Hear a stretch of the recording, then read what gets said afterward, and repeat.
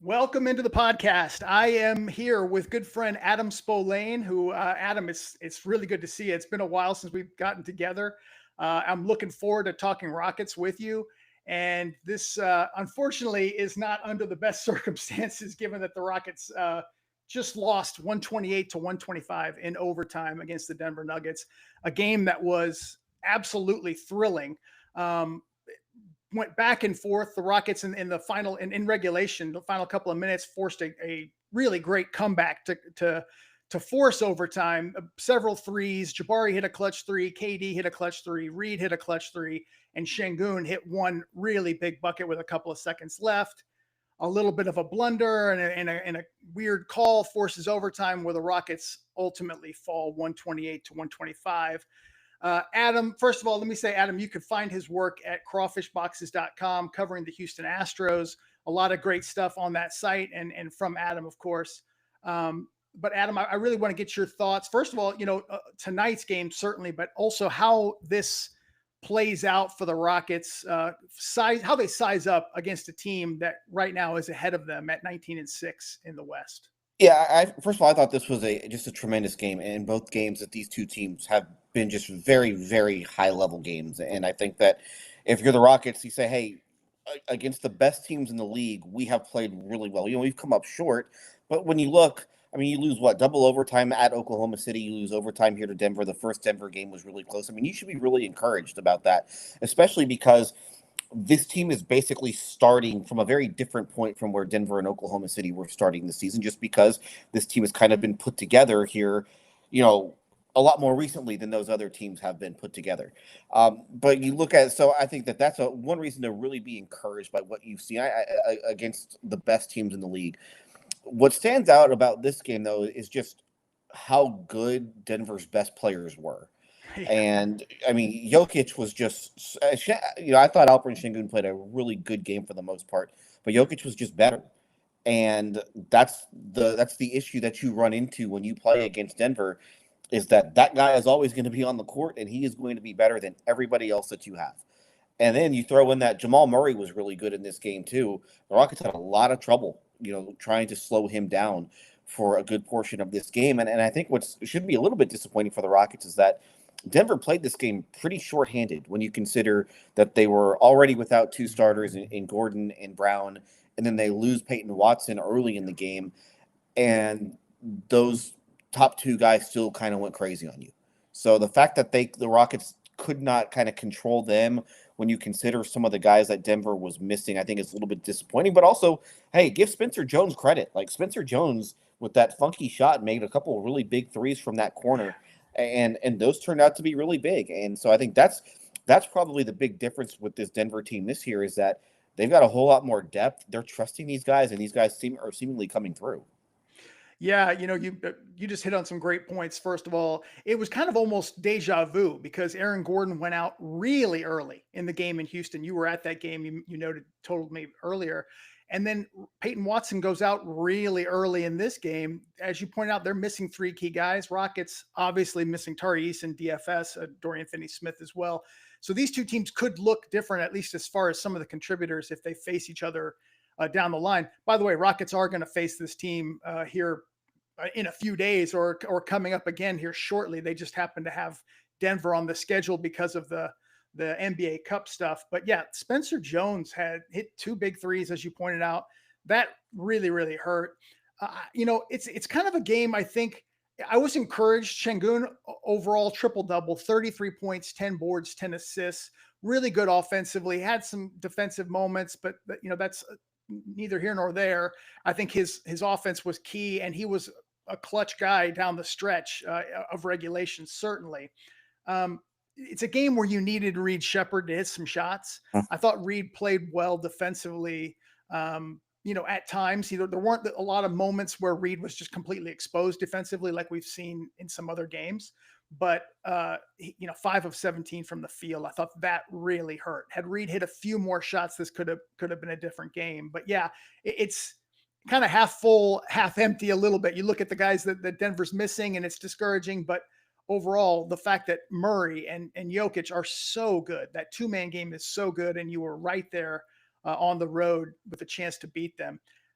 Personally, I was a little frustrated by the foul call. I really don't get upset at my age anymore about fouls, but I did think the foul call at the very end of regulation where they were going to review it. And I was in a live chat and I'm saying that there's no way they're going to uphold this. Like it looked to me like Tim Hardaway Jr.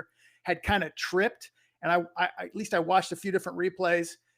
I guess maybe his hand was on him and they upheld that call. That free throw tied the game.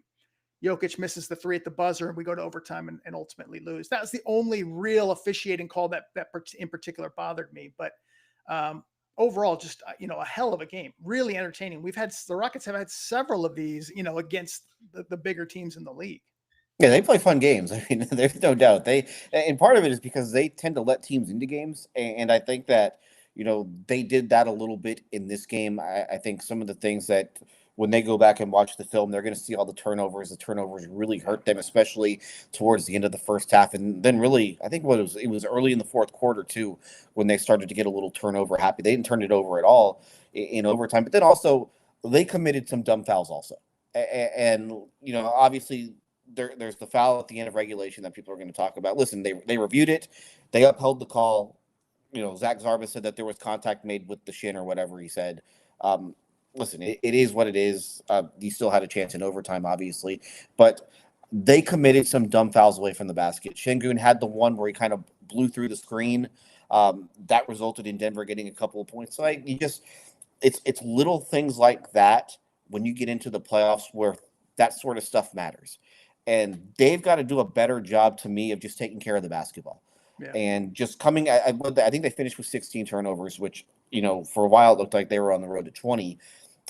They did a better job at the end of the game of cleaning that up. And hey, it turned out they made that little comeback because, they made all their shots because they stopped turning the ball over.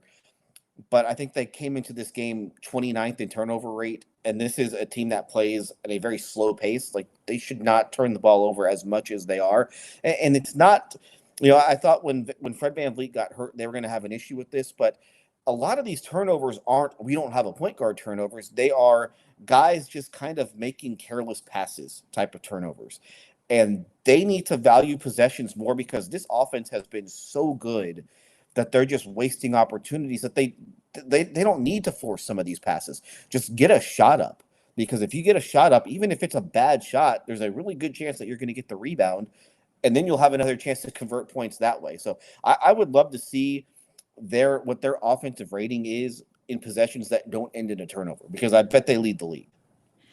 Yeah, it's funny you mentioned that. Rockets had 9 turnovers in the first half. It was 10. Was it 10? Okay. I believe yeah. And I guess it was ultimately 16.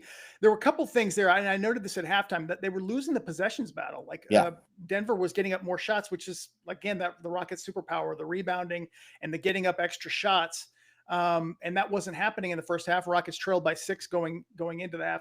It was a really interesting exchange where Sengun thought he got fouled by Jokic underneath the basket, was really upset, stayed back to complain. Spencer Jones went down, scored a layup, and both Sengun, he didn't get back. And then he compounded that with a tech. Ime got a tech, and just like that, it was like a real close game, went to 7. Rockets ended up making a nice little run in the third to kind of get that close. But the turnovers are killer. I mean, this Denver team, that's just not their strength. They're the worst in the league as far as how many turnovers they forced, 12.4 a game. And Rockets, as you pointed out, had 10. First half, ultimately 16 for the game. KD had 5 of those. KD hit a really clutch 3 late in regulation. Sengun hit that clutch basket with 2 seconds left. I would have liked to have seen KD get more shots up. He was 7 of 8 from the line, 8 of 14 from the field.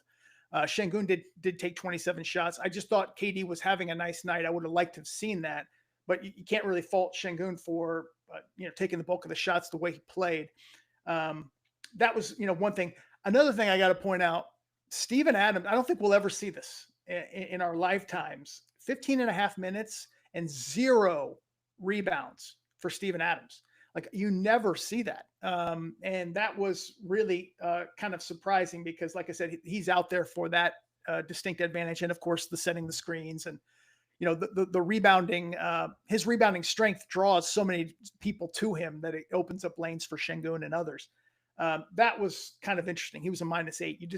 It's just almost like a fluky bad game for Steven Adams. Well, and that's really instructive too for just when these two teams play again moving forward, and if they wind up, meeting in the playoffs, because this is a very good Nuggets defensive rebounding team. They entered the day fourth in the league in defensive rebounding rate, so you can't necessarily just banking on, hey, we're going to rebound 40% of our misses. That's why they have to be a lot smarter with the basketball. And so, they struggled in that first half. Well, they had taken, you talked about the possession game. They had 10 turnovers and 4 offensive rebounds. Like, that's not going to get it done, especially against, one of the 3 best teams in the league. So moving forward, and I have to look back and see, I think they were better with the offensive rebounds the first game against Denver. But against that team in particular, you cannot just rely on the offensive rebound. So that's why you really have to value each possession, because they're just not going to, those opportunities just aren't going to be there. They're going to throw Jokic at you, and Jokic is one of the best rebounders in the entire sport. Just the ball just sticks to his hands. And then when he's not out there, they're going to have, Valanciunas, and Valanciunas physically matches up pretty well with Steven Adams. Yeah. And then eventually they're going to wind up getting, Aaron Gordon back, and Aaron Gordon's a really good rebounder. So, one of the Rockets' big advantages against almost everyone else in the entire league kind of gets canceled out against Denver. So they're going to have to find other ways. And listen, I'm assuming these two teams are going to play in the second round of the playoffs. Like, it just feels like it is headed in that direction. So the Rockets are going to need to understand that, hey, we can't rely on rebounding 40% of our misses against this team. So we're really going to have to value the ball even more than normal. Yeah, fortunately the Rockets are young and they'll grow, but I think when I watch this team, they're close, but I think Denver's just a better team right now. I think they'll Rockets can get there. Jokic is, and I'm going to gush about him again. He's just amazing. I think if there's other things that separate him from Sengun, and Sengun's been really good. This is not shade in any way to him, but the big thing is that 3-point shooting. He hit a couple of clutch threes in this game. I think he was 5 of 9 from 3. For a big man like that to have all of that offensive game, to be able to do all of the stuff that he does, the passing obviously is phenomenal, and the rebounding, but to just comfortably hit threes, 4 feet behind the line is just nuts. And I think that was, what hurt them tonight. I think he had 37, 39. I think it was 39, 15 and 10. Murray, 35 points. Another thing that was, that stuck out to me is the Nuggets second in the league in 3-point shooting. Rockets, I believe, are third now as far as efficiency. Mm-hmm. And they started the game 5 of 18 from 3. And then after that hit 10 of 16 shots from long range. And that really did the Rockets in. That they just knocked down shots when Spencer Jones is hitting them. And like I said, they're missing Peyton Watson in the, this game going out early. I thought that in particular hurt them, not being able to contain the 3-point shots. And Murray, the 2-man game between him and Jokic is just phenomenal. The Rockets do such a good job of shutting down the rim pressure as they're shutting down the penetration, he can quickly reset, finds Jokic, comes back around off the screen, and it's really tough to stop that. Well, that's the big advantage that Denver and Oklahoma City have over the Rockets right now, is that those guys have just played together. And so, Murray and Jokic have played together for a decade. Like, it's a lot easier to play. It's a lot easier when your 2 best players have been together for as long as those 2 have been together. Whereas the Rockets, they're kind of I'm not going to say they're not putting necessarily this thing together on the fly, but this is all new. And so that's why the Rockets are starting out at a lower point right now, but their ceiling is a little bit higher, just because as these guys start to get more comfortable playing with one another, they are going to get better. With familiarity just becomes, you're going to become better. Whereas, for Denver, they're already comfortable with each other. Like, I thought that was what was so smart about their offseason, is that, they bring back Bruce Brown. Well, Bruce Brown's played with all those guys, so he knows how to fit in. And, Cam Johnson's going to fit in basically, he's just that type of player. He's going to fit in everywhere that he goes. So, right now, I think Denver is the better team. I think the Rockets have a chance to catch them.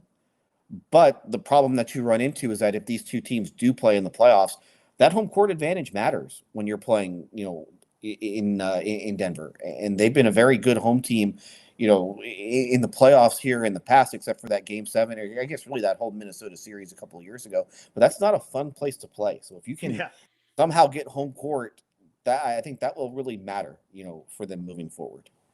In the context of this game as well, but just the overall season, what have been your impressions this year watching Jabari Smith Jr.? Because he's kind of tonight he was 6 of 11 from the field, hit 4 of 6 threes, hit a couple of clutch shots. One was kind of I think in overtime, a baseline turnaround. And then he hit that 1 3 when they were down 5 to cut it to 2. And it was suddenly a game again. Just your overall, thoughts on his growth. This is year 4 for him now. What have you seen from him, and your thoughts on how he fits overall in this team? Yeah, there are certain. I think he's defending really well. I think that he's getting more confident just with his offensive game.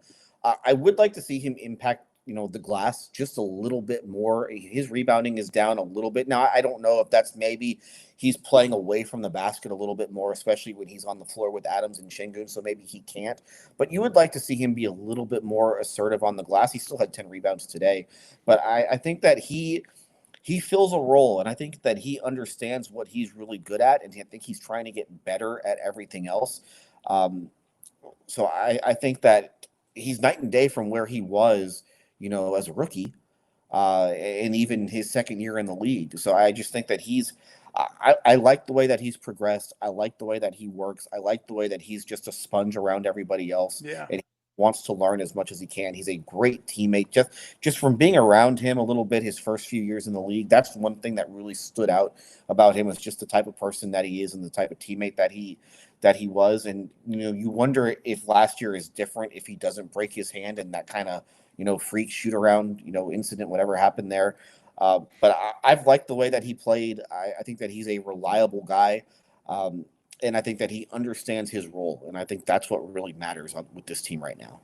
Let me ask you kind of the same question on Reed. I know tonight Reed 5 of 17 from the field. It was funny. Ryan Hollins during the broadcast, kind of said, "Oh, we're watching Reed Sheppard break out." And I'm looking down at the box and I'm like, okay, he's 5 of 17 from the field. But he did have a point in saying that, hey, these are the clutch moments, the end of regulation, the end of overtime. And he's out on the floor and somehow was a +5 today, which is kind of amazing given that he's 5 of 17. My overall stereotype view, I guess, of Reed is if he's not hitting at a very high clip, he's going to hurt you ultimately, or he's not going to help you very much. In other words, the defense might cause some issues, but he's kind of starting to find his way as far as, being a key player on this team, even on nights when maybe he's not hitting. I think this is more of a fluky night, 5 of 17 from Reed Sheppard. But I'm just curious your thoughts on him too, from where he was game 1 or certainly last year to now.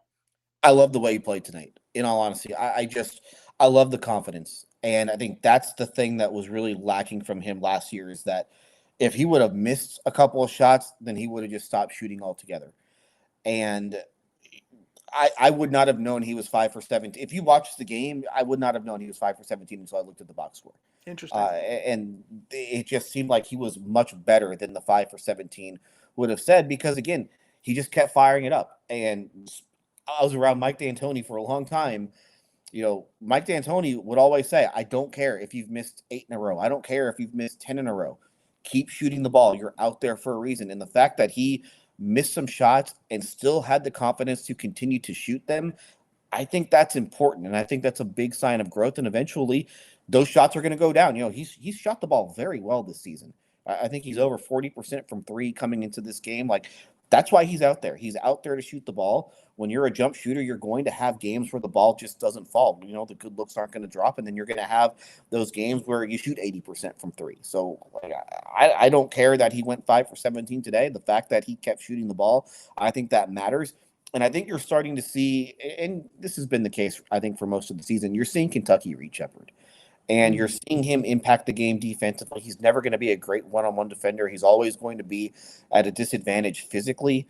But his ability to just make plays on that end of the floor, that's what he did at Kentucky. He jumped passing lanes. He was able to pick guys and force turnovers that way. That's the stuff that you want to be able to see from him. And I did think it was telling that he was on the floor in overtime. This is a Denver is the type of team that was going to attack him with a really good guard, and they did do that, but he was able to hold his own. So, all in all, what you saw from Reed Sheppard, shooting percentages, aside, this is a really good game for him. And this is a really important step for him moving forward. And all that stuff that you heard about him in the offseason and about how much they liked him and how much potential they thought that he had and how much they were unwilling to move him in any trade, you're seeing why. Yeah. No, absolutely. Well said. I had a chance to speak to someone with the Rockets just recently, and I was expressing just like, just the concern or what they thought of the concern of sort of that on ball defense or getting, exposed or whatever in the playoffs. And they're like, look, he is a good defensive player. It's not showing right now because what he's missing is just the physicality and that sort of strength. He's got to get stronger. He kind of use the word a little bit soft right now. He's very aggressive. He's very, pesky. He'll go after, he'll chase the ball, certainly. But I think they believe he's going to get there. And that's a great sign because I think offensively you can see it. I like the way you broke that down. I'm really encouraged by what Reed has done. Last thing before we close, just Sengun. I don't know if we talked enough about Sengun tonight because he did have 33, 10, and 10, was really good offensively. He, right out of the gate in this game, he hit 5 of his first 6 shots. And you kind of were like, okay, he circled this game on his calendar because, Jokic definitely got the better of him in the last game in Houston, and he came out guns blazing.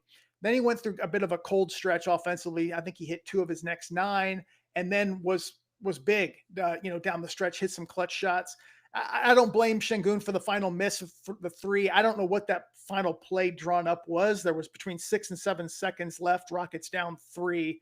I think Sengun's thought was they're going to foul me. And I have to just get this shot up. So I don't blame Sengun. It wasn't even close. It was way overshot, and that was the game. But,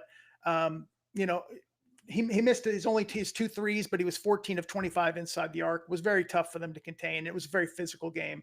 But Sengun's been really good this year. And again, not to put a negative light on it, I am a little concerned about last 10 games or so that he just seems to be negative in the box a lot more often. I can't figure that out because it hasn't been a trend for the last, it's the opposite of what we've seen the last year or two, but he's putting up numbers certainly. And that's showing most nights now. Yeah, I think on the last play, and I don't know, I don't know what was said in the huddle. I don't know what Ime said after the game either, but it was clear they were worried about Denver fouling intentionally. And there's 6.8 seconds left. They had time for at least another possession, or hey, try and make a, if you've got 2 or 3 guys running at you, then it usually means you're going to have a teammate open. And I think kind of the mistake that they might have made that last possession was calling the timeout. Because, and I understand why they didn't have Sheppard in the game, so they wanted to make sure that they got him in there, but just don't call the timeout. And then I think when they called the timeout, Durant had the ball, if I'm not mistaken. Hey man, shoot, you're down 3, give the ball to that guy and let him shoot. So I think ultimately just play that out. So I think that's probably the biggest mistake that they made. And then just, hey, if, like I said, if 2 or 3 guys are running at you, someone's going to be open around the perimeter. Just find them. And if they foul you, they foul you. You still got probably 5 seconds. You can still, you still have the ability to make something happen. On Sengun this year, I think that he's been much, much better than he was last year. And, I remember, I guess it was probably around this time last year when we were really starting to talk about All-Star.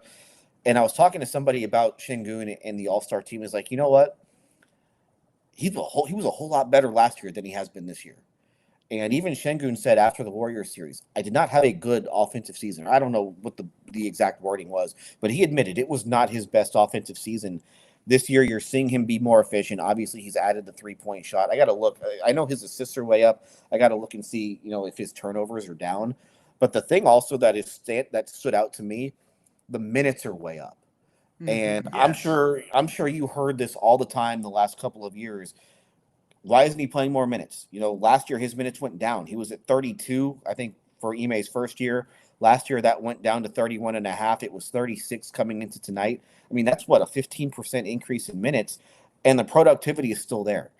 So I think for me, that's been the big thing that I have noticed this year with him is that his minutes are up, and he's probably been more effective with that. And I think that's a really good step for him. And I think Eurobasket was a great thing for him. Yes. And I think that he used Eurobasket as a great, starting point for this season. Whereas I think Eurobasket, what was it, 2022, after his first year in the league, I don't think it was. He showed up. I don't think he was ready to go after Eurobasket, 3 years ago. He was ready to go for training camp after Eurobasket this season, and I think that you're seeing it with the results early this season. It's been, I think he is going to be an all-star this year, and I think he is more than deserving of it. He will definitely be an all-star this year. It's funny you say that, and that's a great observation, great point. I remember after it was happening, I wasn't following the Eurobasket too much, but what really stuck out to me in Eurobasket was he was hitting threes. Mm-hmm. He had games where he hit 4 or 5 threes, and I was like, I remember contacting somebody with the Rockets and saying, "Wow, this is incredible if it's for real." And they said, "Yeah, that's good news." But what we are really excited about is the conditioning. He is in much better condition, and you're right. It's funny you say that because I was looking at the numbers today, and I thought, oh, he's playing like 36 minutes a game. So yeah, you got to give credit to Sengun. He is in really good, his best condition of his career, and I think that part is definitely showing. So, Rockets. Let me add one more thing to that too. Yeah. So that Eurobasket this past summer, he was probably the best player on the floor in every game that he played. I can't remember exactly all the opponents that they played. When he played Eurobasket 3 years ago, there were nights where he was barely playing during that tournament, and it was because of the conditioning. Like he has taken his conditioning so much more seriously the last couple of years. You're seeing that now on the floor. And I think that his maturity here the last few years has been the biggest difference between where he was during the Silas years and where he is right now. Yeah. Great. Very well said. Rockets play the Pelicans on Thursday. We're going to have a little Derek Queen and Alperen Sengun. Going to be a fun matchup. Rookie Derek Queen playing really well and has a lot of Sengun-like qualities. And the Pelicans, I haven't looked at what they've been doing lately, but I know they put up 140 plus against Portland. So Rockets better not sleep going to New Orleans. That could be one of those sneaky games with Zion now coming off the bench. But they're going to be right back here, Adam, against Denver on Saturday. And that Saturday game in Denver is going to be the first of a back-to-back, and it's going to kick off a stretch of 29 games in 54 days. It's really crazy because the Rockets have only played 22 games when there are a handful of teams in the NBA that have played 27. They've had, as far as frequency of games, a light schedule so far, not as far as strength of opponent. It's about to get really serious and frequent. So that is going to kick off on Thursday, and then Saturday again against these same Nuggets. Anything you want to say about this game or the Rockets in general before we wrap up, Adam? Well, I'm glad you brought up the schedule because it's a lot of road games too. And so I think it's like 11 of the next 14 games or something like that are on the road. So whenever I just know whenever this stretch ends, they will be at 23 road games played and 13 home games played. Jeez. So they're going to have a lot of home games here on the back end, which is good because, like you said, the schedule gets a whole lot more condensed for them. I think they've had just the one back-to-back so far this season. Yeah, I think that's right. They're going to have to deal with a lot of back-to-backs, and I'm really interested to see how they handle Durant with all of that. We didn't mention Durant at all, really, in this postgame. I thought defensively he was really good, especially in the fourth quarter. But I think one of the things that has been really important for them so far this season is that he's been available. He had the 2 games that he didn't play, but he's been healthy. He's been available. I will be interested to see how, conservative they are with him during this stretch where they have to play all these games. And, the same thing once some of these other guys who, like you said, the schedule hasn't been an easy schedule in terms of opponent, but it has been an easy schedule just in terms of having a ton of rest. And how they come through this is going to be very, very interesting. And, can Sengun play 36 minutes a game when they have to play all these games? But again, that's where the depth comes in. That's why you have Dick Capella. That's why you have Steven Adams. So I will be very interested. 29 games in 54 days that's quite a task. Yeah. Does that include the All-Star break too? Is the All-Star break? No, it's all the way up until the All-Star break. Okay. So in other words, you see that's the very end point. That's a great. And you're right about KD. 5 blocks tonight. Had 5 turnovers, but 5 blocks. Had I think a couple on Jokic. Yes. Was good, deflecting the ball, and I think he had 7 assists. Yeah, that's right, 7 assists tonight as well. KD's been really good this year. He's had a few clunkers, but for the most part, has been his efficient superstar self. Like I said, I really would have liked to seen him get more shots tonight, but just that's the way it unfolded. And one other note is they should be getting Tari Eason back soon. We thought he would be back for this game based on what Ime had said yesterday. But he said his still had a little bit of soreness in his oblique. So I'm not sure if he'll play Thursday or not, but should be back soon. Let's knock on wood. But yeah, what's that? Feels like 2 years ago. I know it really does. The whole Tari, you just don't get any. That's what Dorian Finney-Smith's like right now. What is going on there? That's just. I mean, the funny thing is they were, when he was a free agent, they were saying that they were leaking out all this bad information, and yet here we are, getting closer to January and still no Dorian Finney-Smith. So. I'm glad I'm not there to bother Ime about it. That's all I can say. Yeah, exactly. That is Adam Spolane. You can go check out his work. Well, first of all, follow him on Twitter at Adam Spolane. And you can also check out his work on crawfishboxes.com. You can, covering the Astros, and that's coming up as well. Looking forward to that. But yeah, Adam, appreciate you doing this. Let's hopefully do it again, but it's always fun talking Rockets with you. You know your stuff. So appreciate it. And thank everybody as well for, just watching and supporting the YouTube channel. Appreciate you guys. And we'll be back Thursday for the Pelicans. Thanks again, Adam.